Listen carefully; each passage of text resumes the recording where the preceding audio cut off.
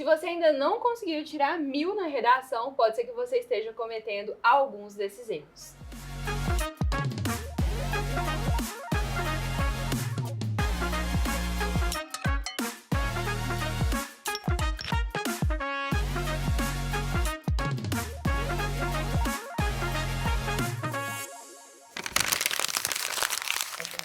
Olá, eu sou a Bela. E eu sou a Belão, e hoje a gente vai falar sobre erros comuns que você pode estar aí cometendo na sua redação do Enem. É bom você ficar neste vídeo porque aí você vai saber evitá-los e como aumentar a sua nota. O primeiro grande erro é o tangenciamento do tema. Exatamente. O tangenciamento, gente, ele acontece caso você não tenha um bom projeto de texto. Por quê? Ao elaborar um projeto de texto, o primeiro passo é analisar com bastante calma o comando e os textos motivadores. E depois que a gente faz essa análise, né, Belão, é muito difícil que haja o tangenciamento, porque a gente se atenta ao fato de todas as palavras que estão ali terem que ser mencionadas obrigatoriamente ao longo da redação, ou então os sinônimos dessas palavras. Portanto, faça um projeto de texto se você quer eliminar a possibilidade de tangenciar a redação do Enem. Outro problema muito comum, pensando aí na linha argumentativa, é um argumento fraco. O que é um argumento fraco? É um argumento que não prestou atenção em dois pontos principais. Primeiro, a escolha argumentativa e segundo, o embasamento, a estratégia argumentativa utilizada. Pois é, pessoal, a gente sabe que lá no Enem você vai trazer argumentos.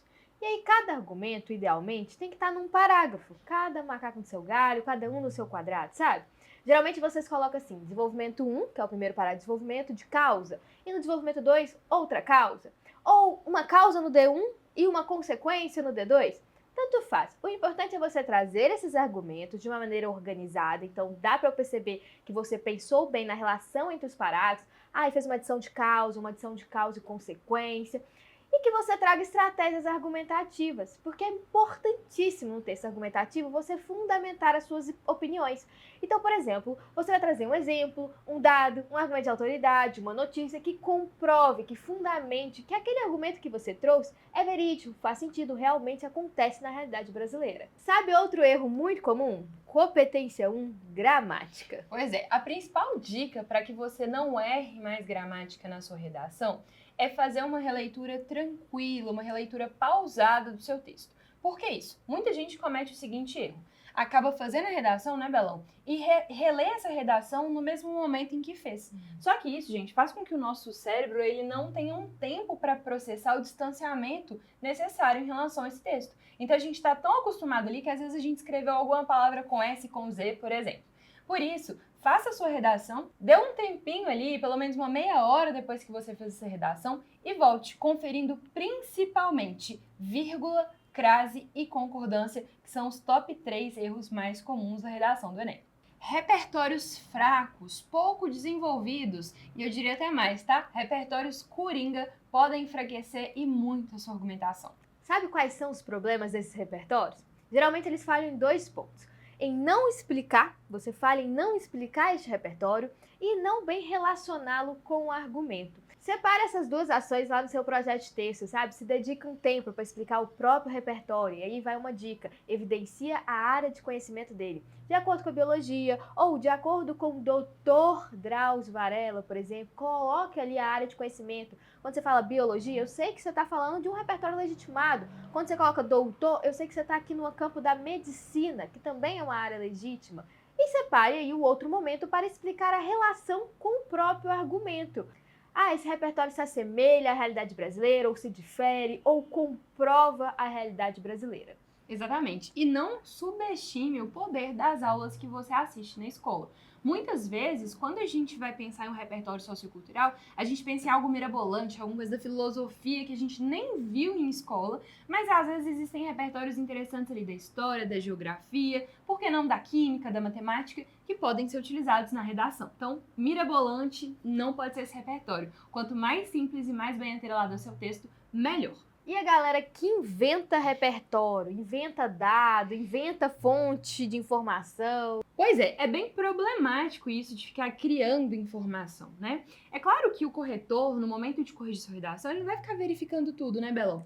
Mas, nesse caso, gente, é interessante a gente evitar essa prática ao máximo, porque algumas coisas ficam meio estranhas. Eu, por exemplo, tive um aluno que, assim, gente, inventou na prova, na redação, que o IBGE havia feito uma pesquisa que comprovou que 50% da população era homossexual. E, gente, vamos combinar, né? 50% das pessoas que você conhece são homossexuais. Então, nesse caso, a gente tem um dado ali que foi inventado e que foi completamente distante de uma realidade observada.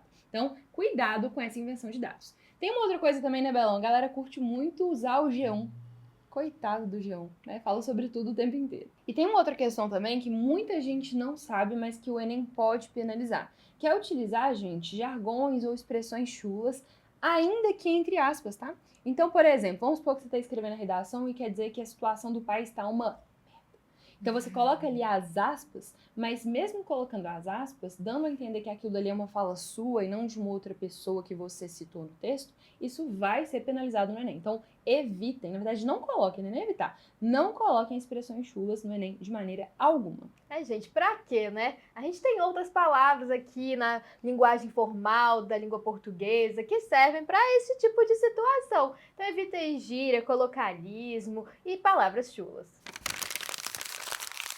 E lembre-se que a prática, né, Amora, leva à perfeição. Então, escreva bastantes textos. E não se esqueça que a leitura melhora a escrita. Então, leia bastante, até para você ganhar aí repertórios socioculturais. Evitar esses erros comuns pode realmente impulsionar sua nota do Enem e, por que não, te levar à nota máxima, o 1000. Pratique, revise e esteja sempre atento aí às exigências da prova. E não deixe de seguir a gente por aqui para ter mais conteúdos sobre o Enem e outros vestibulares e de curtir esse vídeo. Um beijo e até o próximo vídeo. Tchau, tchau! Tchauzinho! Tchau!